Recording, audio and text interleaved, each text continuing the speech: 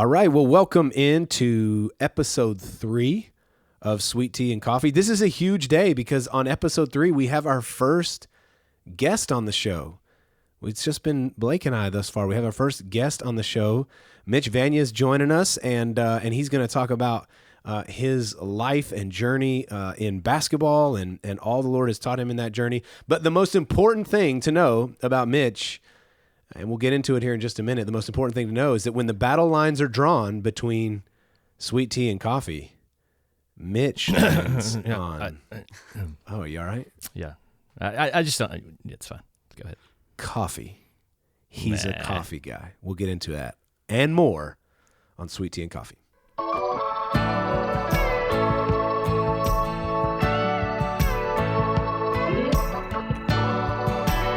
Okay, so I just said that we've got Mitch Vanya in the house with us. Let me give you just a little backstory with Mitch. Mitch and his family moved here in September of 2019 to join the coaching staff here at SFA, in the men's basketball program, and has been at our church during that time. But Mitch has been all over the place with basketball. He's been in Michigan, played in Michigan, been on staff at the beloved, for some, not as much for me, Texas A&M Aggies. He's worked with the Rockets, again, here at SFA. He's been all over the place. Basketball has taken he and his family on quite the journey. But as I said, the most important thing about Mitch is that when the battle lines are drawn, he lands on the side of coffee. So Mitch, welcome into the show, and give us a little bit of background on why you're a coffee guy, and then take us through the more important things, your life and career. Okay. Well, thank you guys for having me, and it's an honor to be here with you guys.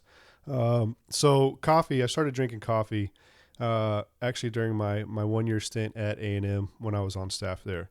And the reason being, so the summertime came and I did a tour with Athletes in Action. And so we went to Europe, and at the time I had been drinking Red Bull and energy drinks, and they're just terrible for you. I was looking for something to kind of fill that void. And so when I went on this Athletes in Action tour, I was over there, and one of the guys, he was from Germany, and he was drinking coffee after literally every meal. And I was like, okay, let me give this a shot. So wow, after every meal. Wow. And so I started drinking it then, and with lots of sugar and lots of cream. And now that's how I would have to drink it. Yeah. And so when I got back to the States, I just started drinking coffee. My wife had already been drinking it, so that's how I got started. And now I'm on the spectrum of I can do just a little bit of cream and no sugar, but I still like my sweet drinks too, like you got me here today. That's right. I had to make a stop, and if we're going to have somebody on the show called Sweet Tea and Coffee, we have to provide them either sweet tea or coffee. And I stopped, and I give Mitch a hard time. He drinks Diva drinks. He's got a turtle sitting in front of him right now. I actually will drink some of those. Yeah, which proves that it's not really coffee. If Blake will drink it, it proves it's not really coffee. That's awesome. I do find it interesting that we're in the 3rd episode of this podcast called Sweet Tea and Coffee, and this is the first time that there's been sweet tea and coffee sitting on the table in front of us. I don't know if that's an issue, or I think this is the first time we've planned, scheduled a time to actually in the morning record a podcast. Normally it's like, that's right. We talked about this last episode. Kendall just is like, okay, let's go do it.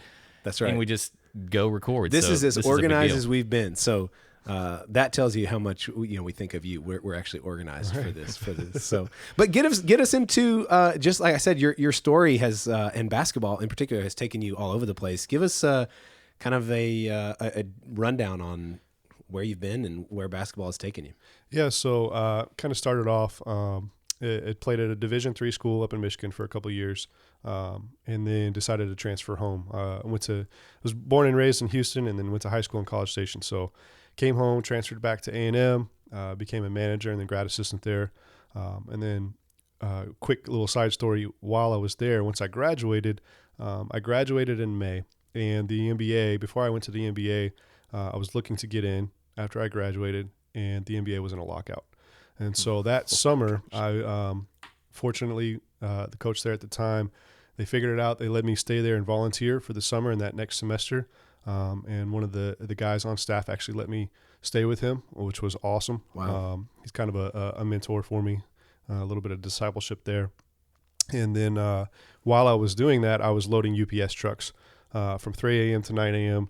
and then I would go into the office all day and volunteer. So Oh my goodness. this is all while waiting for the lockout to end and hopefully land an internship. And so sure enough, fortunately was able to, was turned down at a couple different places, but then landed on my feet in Houston in December of that year. Was there as an intern for 2 years, went back to A&M for a season, and then back to the Rockets for 5 years, and then here to SFA. So kind of all over the place. But fortunately, I've been able to stay close to home in Texas, and that's kind of unheard of in this profession. Right. So we'll see where the next stop takes us. And met Megan somewhere along the way in that was at A&M, right? Yes. Met my wife while we were at A&M when I was a student there, and kind of another backstory to that UPS job. So I was volunteering with the basketball team, but working at UPS because I needed to save some money to buy a ring. So that was kind of in the works there, and we were dating, and I knew that if I was going to have her full support in this crazy profession, I needed to get that done pretty quickly. So yeah. Yeah, you gotta give. We live.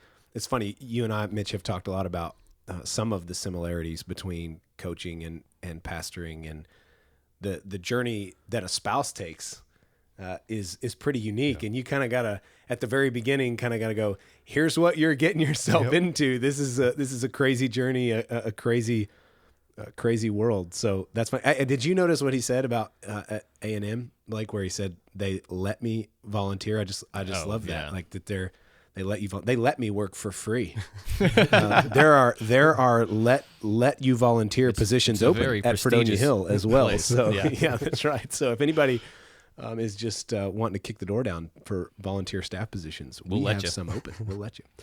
So we talked a lot about the similarities between coaching and pastoring, and how your journey is really in the hands of not yourself. There's a lot of times you're not calling the shots in terms of where you're going to land and where your future is going to be. And that's kind of an ever-present reality in both of those worlds. Talk a little bit about what that's like and the mindset that you kind of have to develop, knowing that that's the reality of your world. Yeah, so I mean, I touched on it already. Just you can kind of see how sporadic my career has already been, and I think the biggest thing with the uncertainty is you got to prepare yourself for the unknown on a year-to-year, season-to-season basis. Before the podcast started, we were talking about when I came here, and I had to look at which season was my last year in Houston to know when I came here. So you live literally season to season, and that uncertainty, I think, has really, over the years, for both my wife and I, has really made us completely put our faith in the Lord and have to trust in Him with every step of the way.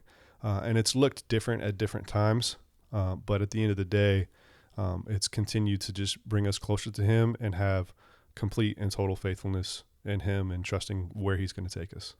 Yeah, that's cool. I think one of the things that I was so impressed by just in getting to know you is you talked about having to really surrender basketball as the one thing, and that's not going to be the pursuit of your life. That at the end of the day, the pursuit of your life is going to be Jesus, and basketball will fall in line wherever that is, and that's a huge struggle for so many. And you've been around some of the best in the world, and where basketball is, that pursuit is God, and you're learning to surrender that. I think it has a lot to do with your ability to then allow God to move you wherever it is that He wants to move you. Has that been true? I mean, have you found that you've been more free in allowing God to move you wherever it is as you've learned to surrender and make Jesus the first thing? Yes, no question. And I'll go start back a little bit earlier. So the time that I volunteered at A&M and that transition period of waiting, at the time, like I mentioned a second ago, there were some doors that were closed. I finished top 2 or 3 in some internship spots around the league, and those didn't come through. And Houston came knocking late in that transition. So that I didn't really realize it at the time. Like, yes, my prayers were directed towards the Lord and where are we going to go with this? But having lived it a little bit more now, and then fast forward to 2 years ago before we came to SFA, we lost our job in Houston. We were kind of the first wave of the staff that lost our job there. Half of us got let go. And that was definitely a humbling experience. And as the summer drew on more and more, my wife and I, it was one of the I guess the sweetest moments in our relationship and our relationship with the Lord and our walk with Him, of that we saw the growth. I told you the other day about the scripture that I was reading when I was living in Dallas with her parents, waiting for a job, laying down in green pastures, and I was sitting literally next to a pond. The breeze was blowing, and I was sitting in the grass, and I read that in Psalms, and I was just like, man, I got goosebumps. And I was like, okay, Lord. And just that time and that growth and just complete, again, just faith in the Lord and where He was going to take us. And it was late. I got here in September, the end of September, which is really late in the coaching carousel.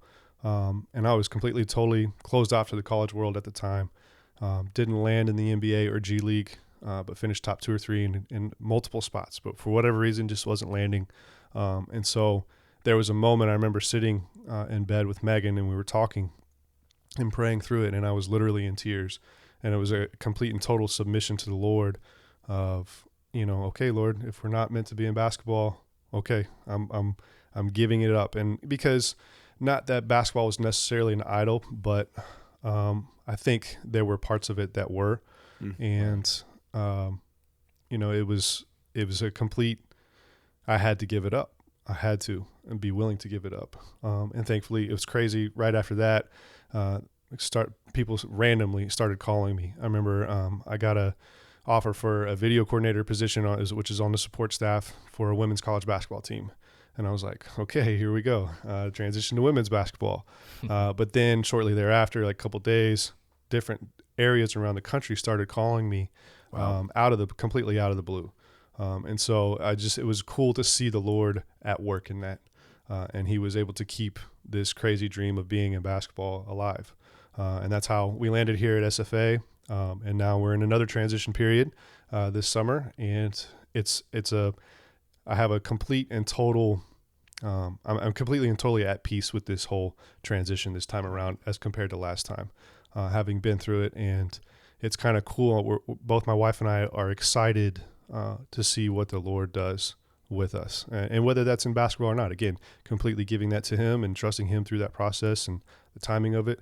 Yes, there are definitely moments where it can be difficult, but constantly reminding yourself of the truths in the Lord and just focusing back on Him has really helped shape our mindset during this process.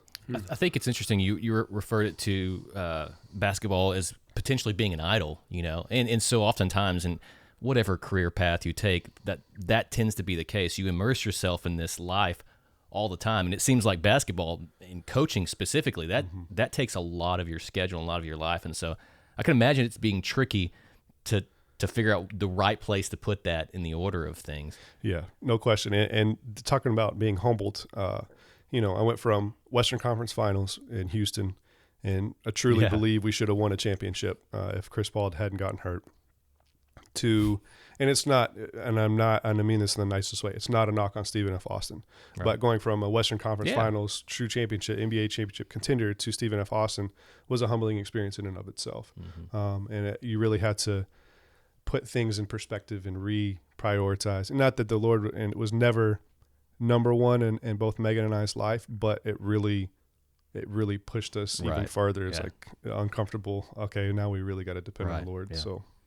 Yeah. So this is just a little side note. He's referencing the Western Conference Finals and that whole process. So Matt, our discipleship pastor, is a massive Rockets fan, and as we've gotten to know Mitch and kind of figured out the timing of things, Matt starts realizing, oh my goodness, I was at some of these games when Mitch was coaching. And it was so funny. The other day we had this group text going where Matt was going through pictures that he'd taken at the Rockets game, and he had tried to zoom, he's taking pictures of people on the floor, and Matt's like he's hanging from the rafters of his seats, He's in the nosebleeds. He's in the nosebleeds. And so it's these super pixelated pictures, and Matt's trying to zoom in, and he's got Mitch circled on the bench.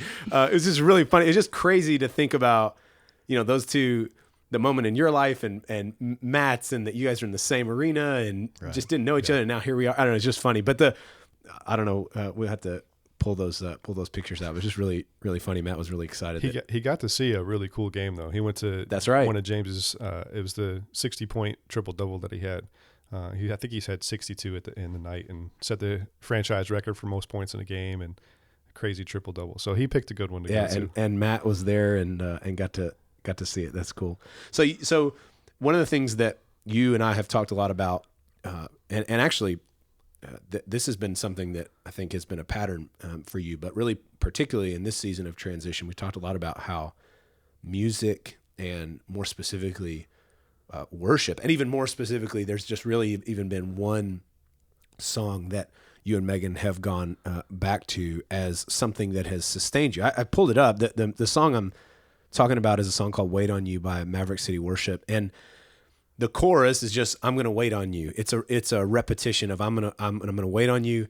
There's a reference to having tasted God's goodness and trust. So because he's been good in the past, I'm gonna trust in his promises now. But something in verse 3 that really stood out to me is he says, I know you've ordered every step.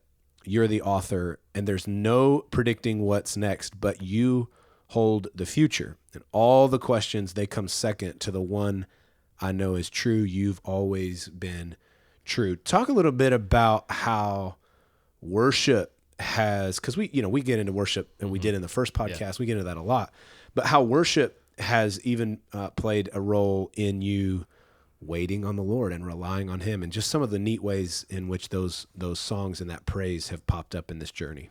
Yeah, obviously we've talked about the power of music.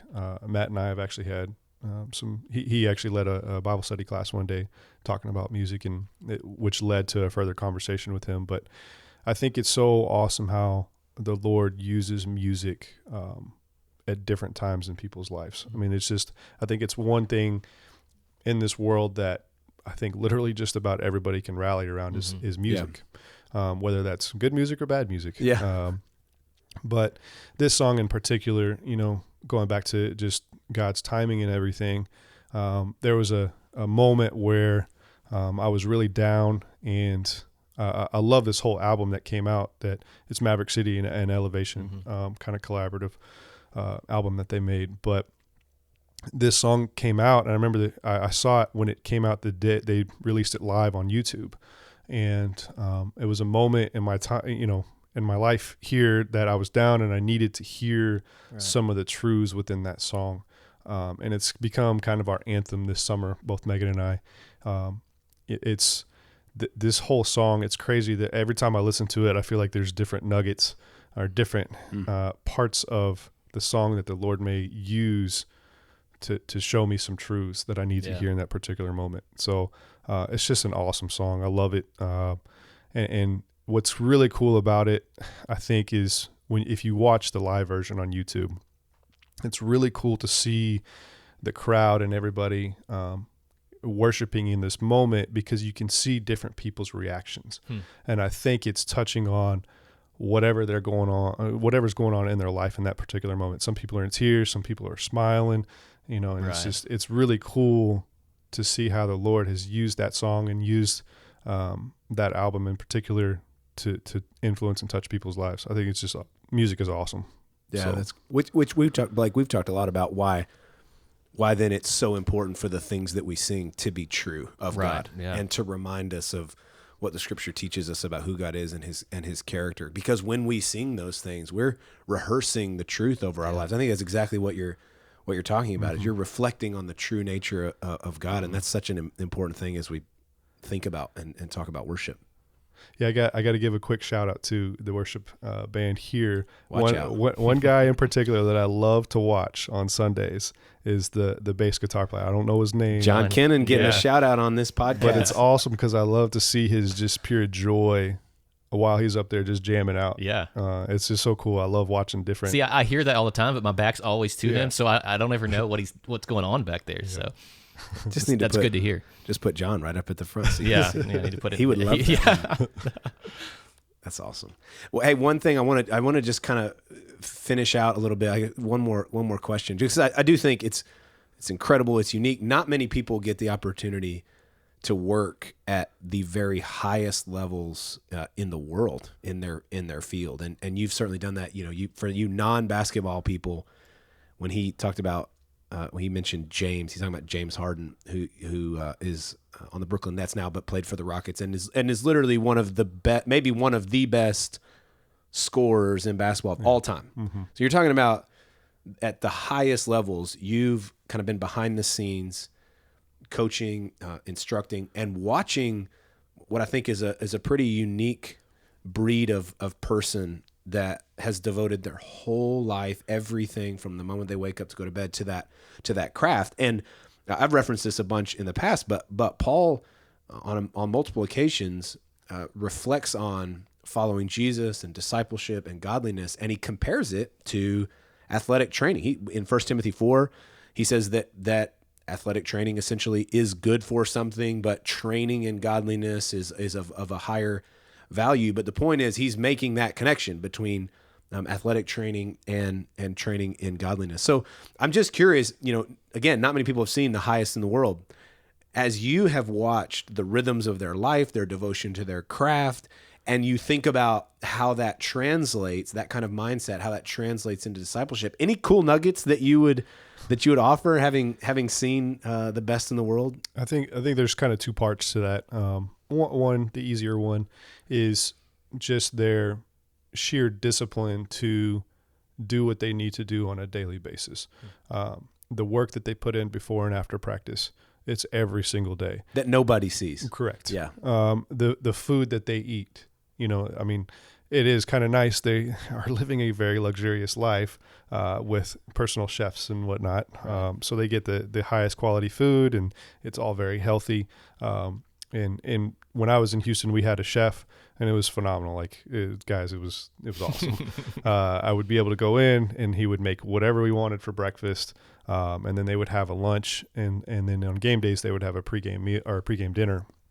But with lunch, they would have 4 or 5 different entrees made, and all very healthy vegetables and fruit and smoothies and all kinds of stuff. So these guys, the fuel that they put into their body is phenomenal. But and then the discipline to get the treatment from our training staff and our strength coach. What's kind of cool about that, the strength part of it too.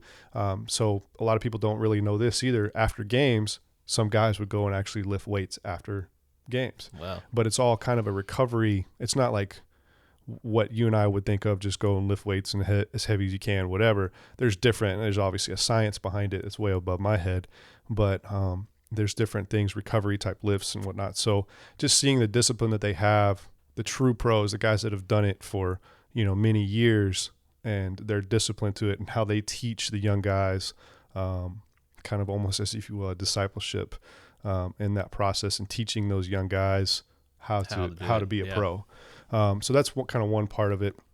And then the other part of it, I think, is just as if anything in life, there's ups and downs. And I think with athletics and athletes in particular, they're going to go through a lot of ups and downs. And one thing that I learned being in Houston is, yes, these guys are superstars and the best athletes in the world and making a whole lot of money. But at the end of the day, they're still people. Right. And it was kind of cool. One thing that's kind of cool about the NBA is there's a pregame chapel every single game, home or away. And where both teams can go. 60 minutes is on the clock. Both teams, whoever wants to go, can go. And I always found it really fascinating to see the different players and different staff that would go to that, and how that they live their lives, and how that is reflected on the court. And, everybody falls short at the end of the day. But it was cool to see their, with some of our guys in particular, they would not miss a chapel. Yeah, how they make that a priority, given, it's a game day, it's a lot going on, and they're going to be there. So that's cool. So, but, as a coach, helping them navigate the ups and downs and the constant chatter from the outside influences of media or fans, and, how if you let it and you listen to a lot of that, it can really affect some of those guys. And it is, I think I've shared some stories with Kendall before of some of these top level athletes and their insecurities and how they mask some of that, and getting to know them, how they mask some of that to hide it, because they're these superhero kind of guys. Right. But it's reverting back to scripture, just running the race, and their mindset to just continue and keep on through the ups and the downs, and just their mentality of it's not always going to be easy, but if I want to be a top level athlete at the highest level in this world, right, they got to continue to just put the work in and trust the process, if you will. Yeah. So yeah, we talk about that all the time in terms of just trust the process. Is like, look, if the Holy Spirit is the one in charge and he's the one shaping us, then the most important thing I can do is show up, and be in the process and let God do his thing. So I love how it just comes back to that. I want to just wrap up by you giving us a couple, I know you're in a time of transition. Give us kind of an update on that. And then as people are hearing this, man, I would just love to just encourage you guys to pray for Mitch and Megan in this time of transition. How can we pray for you, and what's going on with you guys right now? Yeah, so we are actually moving out of our place here next Monday and a couple days from now. And we, in the meantime, we will be putting our stuff in storage in Dallas, where her family is, and then we'll be taking the kids, our 2 little girls, and our 2 dogs on a massive road trip up to the Northwest. Megan has a family house in northern Idaho it's absolutely beautiful, in the mountains, on a golf course. There's a massive lake right there. That just sounds awful. Yeah, a ski resort Right. 10 minutes away. I mean, it's just beautiful up there, and it's a really great place, to be honest with you, to go and really have some of those quiet times, Right. and just be one-on-one with the Lord. So that's one thing I'm really excited about with that. But just the road trip too, Megan would prefer to get there as quickly as possible with 2 little ones. But I've added 3 or 4 hours to the drive because I want to, See be able to some see, stuff. see the Grand Canyon and things like that. So we'll be transitioning up there. And then as far as prayers, just continued trust in the Lord in this process, patience through it, and just, having the mindset to pursue him on a daily basis, and trust him regardless of the outcome of what we may want, whether that's being back in the NBA or G League, if it's in basketball, if it's outside of basketball, if it's at whatever level, just being content and faithful in that. Yeah, that's so good. Well, if you man, as even just at the end of this podcast, if you would stop and pray for the Vanyas on this journey. Let's put this into perspective a little bit. He just said 2 little girls, 2 awesome little girls, and 2 dogs. And the short route is how many hours? 30 hours. 30 hours. That's the short route. Yeah. Mitch is thinking about tagging a few extra hours onto that. But just to be clear, long that's the regardless. short way to go. So they've got quite a journey ahead. Mitch, man, cannot thank you enough. I'm so glad that we were able to squeeze this in. Cannot thank you enough for just sharing your story and the journey that the Lord has you on. And we are pumped to hear. I'm just telling you, I get excited to hear about where God might put you, and we know that that's in his hands. And I love that we talked about that song, and that you're going to Idaho to wait on the Lord. Right. That's Yeah. just that. What a cool thing. So thanks for being here with us, and friends, pray for Mitch and Megan as they go on this journey, and we will see you later on. Adios. Adios. Thanks.